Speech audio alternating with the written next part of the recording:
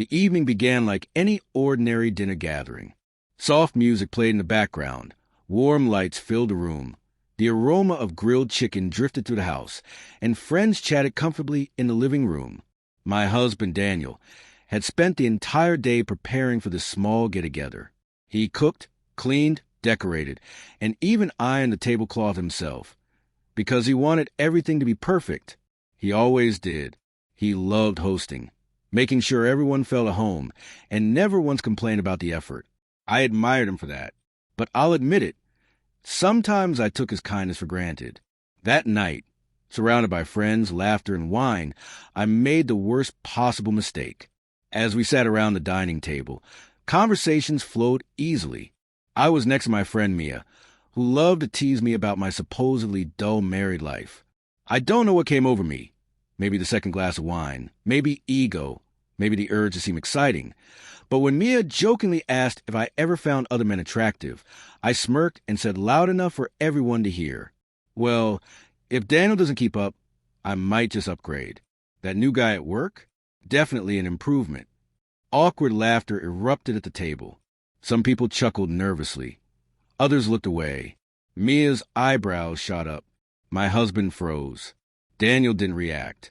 Not a twitch, not a forced laugh, not even a stiff smile. He simply set his fork down and stared at me. Not angry, not emotional, unreadable. That expression sent a strange chill down my spine. I expect him to roll his eyes, make a sarcastic comeback, maybe call me out playfully. But he didn't. He didn't defend himself. He didn't defend us.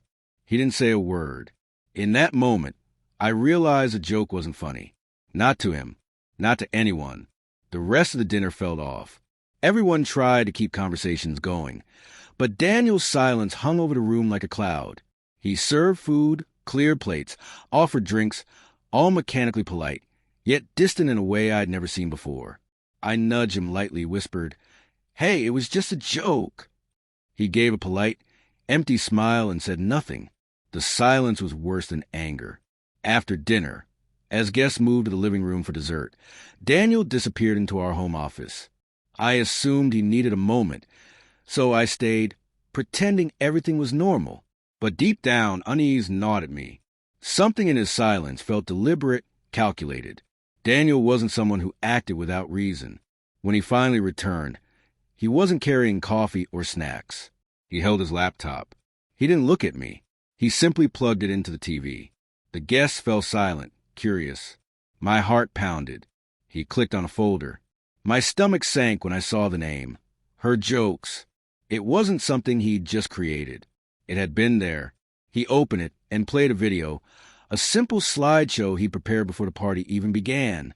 It showed photos from our marriage, moments he had quietly captured over the years, breakfasts I forgot he cooked, anniversaries I barely acknowledged, small surprises I dismissed. Under each photo, captions read things like, "This was the day I realized she takes my love lightly. This was when she didn't know I skipped work to make her happy." The room went silent. Heat rose to my face, shame consuming me. I looked at Daniel. He still wasn't looking at me. He wasn't angry. He was showing the truth calmly, without raising his voice. His quietness hurt more than shouting ever could. I wanted to stop him, to say, "Please don't do this here." But no words came out.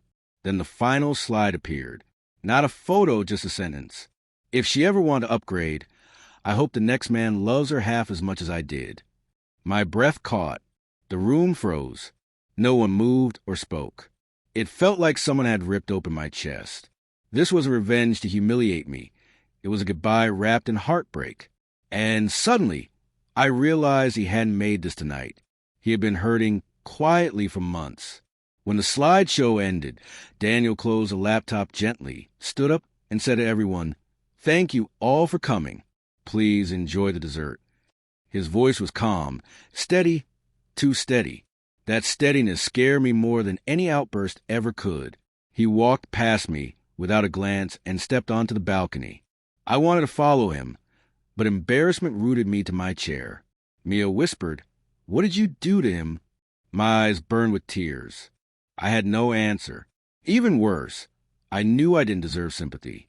I had hurt the man who always showed up for me. I made him feel replaceable. And his quiet response wasn't about humiliation. It was about showing me exactly what I had thrown away with one careless joke. After the guests left, the house felt painfully silent. I walked onto the balcony where Daniel stood, staring at the night sky. I whispered, "Daniel, I'm sorry." No response. I stepped closer. "I didn't mean it. I never meant to hurt you." Still nothing. His silence was a wall I couldn't climb. Finally, without looking at me, he said, "I'm not angry, Claire. I'm tired."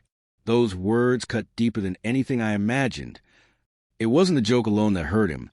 It was the pattern, the dismissiveness, the sarcasm, the way I treated his love as if it were guaranteed. My chest tightened painfully. I had pushed him here without realizing it. I took his hand gently, desperately. "Please give me a chance to fix this." For a moment, I didn't know if he would pull away, but he didn't. He held my hand, not holding back, not retreating. That small detail felt like a lifeline. He finally looked at me, eyes calm but exhausted. "Respect isn't optional, Claire," he said. "And tonight, you showed me how little mine meant to you."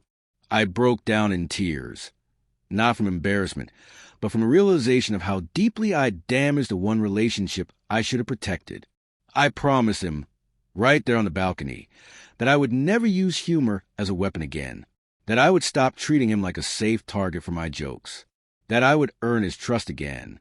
Healing didn't happen overnight, but that night changed everything. The woman who walked into that dinner party was careless, ego-driven. The woman who walked out on the balcony afterward was humbled, shaken, and ready to fight for the man she almost lost. Daniel's silent, calm, cold, and painfully honest response became the turning point that saved us. Because sometimes the quietest reaction is the one that hits hardest and finally forces you to see the truth you've been avoiding.